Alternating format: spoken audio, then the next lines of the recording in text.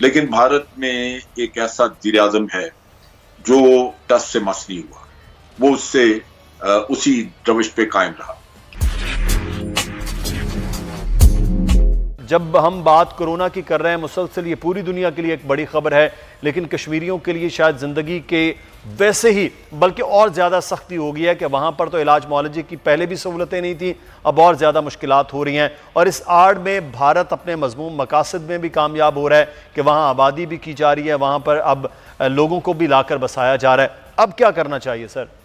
دیکھیے، بھارت پہلے دن سے 5 اگست سے جب انہوں نے یہ کام شروع کیا تو باوجود دنیا کی تنقید کے اور ہیومن رائٹس جو آرگنائزیشنز ہیں انہوں نے بہت سارا اس پہ بات چیت کی، یونائیٹڈ نیشن کے سیکرٹری جنرل مختلف وقتوں پہ کرتے رہے، یہاں آئے تو یہاں بھی پاکستان میں بھی انہوں نے بیانات دیے، لیکن بھارت میں ایک ایسا وزیر اعظم ہے جو ٹس سے مس نہیں ہوا، وہ اس سے اسی روش پہ قائم رہا۔ اب مشکل یہ ہے کہ انٹرنیشنل کمیونٹی ان کی سیاست میں ایک منافقت ہے، ایک اپنے مقاصد ہیں، اور وہ اس کی وجہ سے انصاف کا رستہ اختیار نہیں کرتے، جس کی وجہ سے آج کشمیری ظلم و ستم کا شکار ہے۔ اب اس میں میں سمجھتا ہوں کچھ ہماری بھی کمزوری ہے کہ پاکستان شاید اتنی شدت سے، اتنے زبردست طریقے سے، اتنے ایک مہم کے طور پہ ہم بھی ان کی وقارت نہیں کرتے، ان کی مشکلات اور ان کے اوپر ڈھائے جانے والے جو ظلم ہیں، جو لاقانونیت کا دور ہے وہاں پہ، وہ ہم اقوام عالم کے سامنے رکھتے نہیں۔ پاکستان میں سفیر موجود ہیں دوسرے ملکوں میں، ملکوں کے G20 کے لوگ یہاں موجود ہیں، P5 ہے، یہ وہ ملک ہیں جن کا اثر رسوخ موجود ہے، اور ہم نے ان کو بہت انگیج نہیں کیا۔ وقتاً فوقتاً فورن آفس میں ان کی بریفنگز ہونی چاہیے تھی جو نہیں ہوتی رہیں، اور آج آپ نے دیکھا کہ بابر افتخار صاحب کو ان بعض الزامات کا جواب دینا پڑا جو پچھلے کچھ عرصے سے بھارت لگا رہا تھا۔ یہ چیز فورن آفس کو بھی کرنی چاہیے تھی، کیونکہ بھارت جو الزام عائد کر رہا ہے وہ نہ صرف پاکستان کے لیے بدنامی کا باعث بن رہے ہیں، ایک غلط فہمی پاکستان کے بارے میں پیدا کر رہے ہیں، بلکہ پاکستان کا رویہ یوں ظاہر کیا جاتا ہے بھارت کے زبانی جیسے پاکستان کو مجرمانہ حرکت کر رہا ہے، جیسے کشمیر میں جدوجہد آزادی ہے اور آپ نے پچھلے 8-9 مہینے سے لوگوں کو قید کر کے رکھا ہوا ہے، تو لوگ اگر وہاں پہ آج ریٹیلیٹ کر رہے ہیں تو اس میں قصور تو بھارت کا ہے کہ جو ظلم و ستم وہ کر رہے ہیں، اس کے جواب میں لوگ جو ہیں وہ بیچارے دیوار سے لگا دیے گئے ہیں۔ لیکن الزام پاکستان پہ ہے کہ آپ در اندازی کرتے ہیں، پھر یہاں سے LOC کے اوپر وائلیشن کی جاتی ہے اور کہا جاتا ہے کہ جناب یہ لانچ پیڈ تھے پاکستان سائٹ پہ جہاں سے در انداز آنے تھے، ہم نے وہاں پہ ان کو ایلیمینیٹ کیا ہے۔ یہ چیزیں وہ ہیں جو کہ ہم نے آگے بھی غیر ملکی سفیروں کو دکھائی ہیں، لیکن ہر دفعہ یہ جھوٹا پروپیگنڈا جب ہوتا ہے تو ہمیں اس کو کاؤنٹر کرنے کا ارینجمنٹ کرنا چاہیے، بڑا فوری طور پہ کاؤنٹر کرنا چاہیے، اس کے لیے ذرائع موجود ہیں۔ اسی طرح آپ دیکھیے کہ نیپال کے رستے انہوں نے کہا کہ جناب یہاں سے پاکستانی جو کہ بیمار ہیں، جن کو کرونا وائرس کی انفیکشن ہے، وہ یہاں سے بھیجے جا رہے تاکہ یہاں انفیکشن پھیلے۔ یعنی اتنا مزہ کا خیز الزام کہ جو بیچارہ خود انفیکٹڈ ہے وہ ہسپتال میں جائے گا علاج کے لیے یا وہ بھارت پھیلانے کے لیے جائے گا اتنے لمبا سفر طے کر کے۔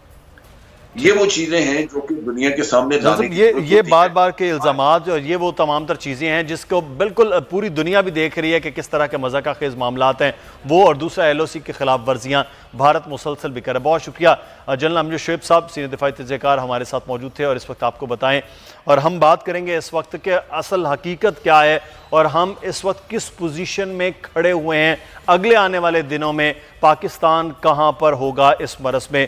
ڈاکٹر عطاء الرحمان صاحب ہمارے ساتھ موجود ہیں، ڈاکٹر صاحب اس ٹاسک فورس کو ہیڈ بھی کر رہے ہیں جو کورونا سے متعلق تمام تر چیزیں چل رہی ہیں۔ بہت شکریہ ڈاکٹر صاحب آپ کے وقت کا۔ سر، آپ نے چند دن پہلے بھی ہمارے پروگرام میں یہ بات کی کہ ہمارے پاس ٹیسٹنگ جو کیپیسٹی ہے وہ کم ہے، اس کو بہتر کیا جا رہا ہے۔ آپ نے اپنی یونیورسٹی سے اٹھا کر انڈس ہاسپٹل میں بھی کچھ مشینیں بھجوائیں، وہاں کی کیپیسٹی بڑھی۔ اب ہم ٹیسٹ جیسے بڑے ہیں ہمارے پاس مریضوں کی تعداد بڑھ رہی ہے، یہ واقعی ٹیسٹ کی بدولت ہی مریضوں کا معلوم ہو رہا ہے یا ہمارے اب بڑی تیزی کے ساتھ مرض بھی پھیل رہا ہے لوگوں میں؟ جی شکریہ، بسم اللہ الرحمن الرحیم۔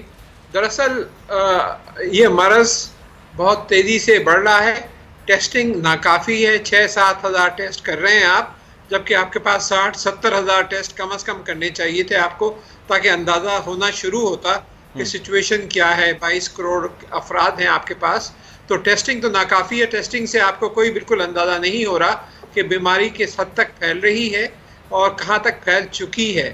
جو آپ کی ٹیسٹنگ کیپیبلٹی ہے اس وقت 25 مشینیں ہیں تقریباً PCR مشینز جو اس وقت آپریٹ کر رہی ہیں جن کی کیپیسٹی کوئی 20,000 ٹیسٹ روزانہ ہے.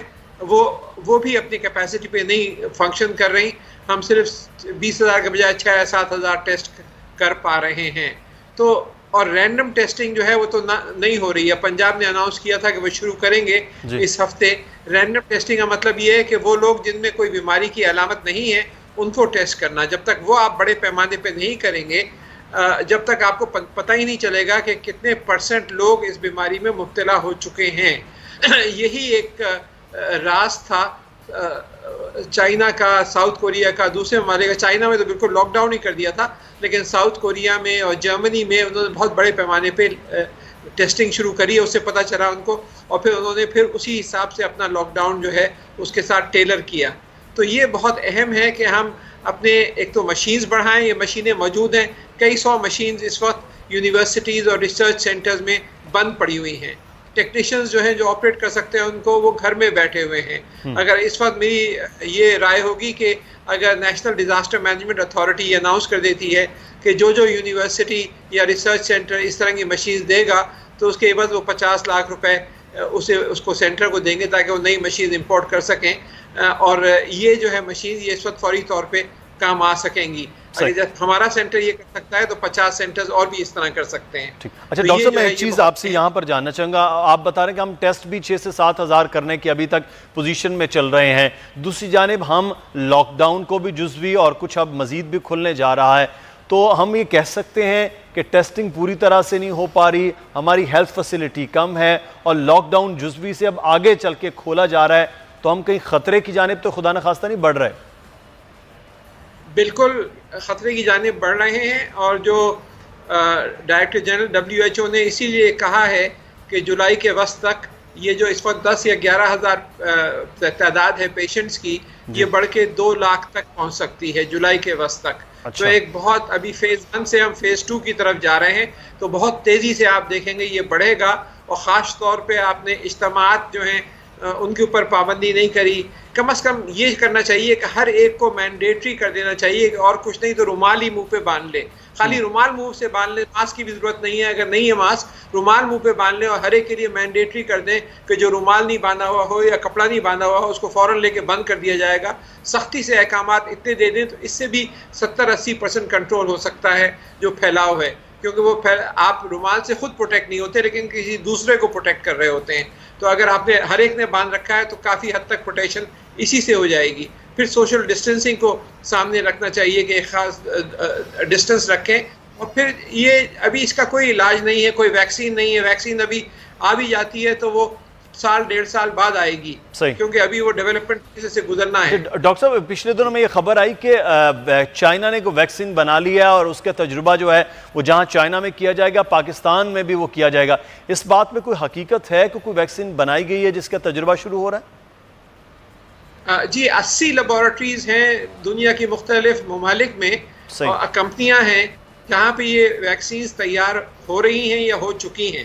لیکن یہ صرف لیبارٹری کی حد تک تیار ہوئی ہیں. چائنا میں بھی صرف لیبارٹری کی حد تک تیار ہوئی ہیں. اس کے آگے ایک بہت بڑا مرحلہ ہوتا ہے کہ ان کے اینیمل ٹیسٹنگ ہوتے ہیں، پھر ہیومن ٹرائلز ہوتے ہیں. چائنا میں 2 کمپنیاں ہیں جنہوں نے فیز 1 کلینکل ٹرائلز کر رہے ہیں، ایک کمپنی ہے جو فیز 2 کلینکل ٹرائل کر رہی ہے. اور اسی طریقے سے جرمنی میں اور امریکہ میں اور دوسرے ممالک میں بہت ساری کمپنیاں. لیکن ان سب کو 1.5 سال لگے گا اس سے پہلے کہ یہ بڑے پیمانے پہ مینوفیکچر ہوں مارکیٹ میں آئیں.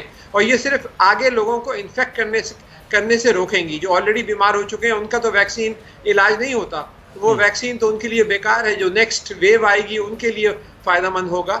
تو ابھی وہ فی الحال ہم یہ ویکسینز پر انحصار نہیں کر سکتے. ہم صرف یہی ہمارا اس کا راستہ ہے کہ جو حکومت نے جو ڈائریکشنز دی ہیں کہ آپ سوشل ڈسٹینسنگ رکھیں. اور میں یہ ضرور کہوں گا کہ اس وقت جو national command and control and operation centre ہے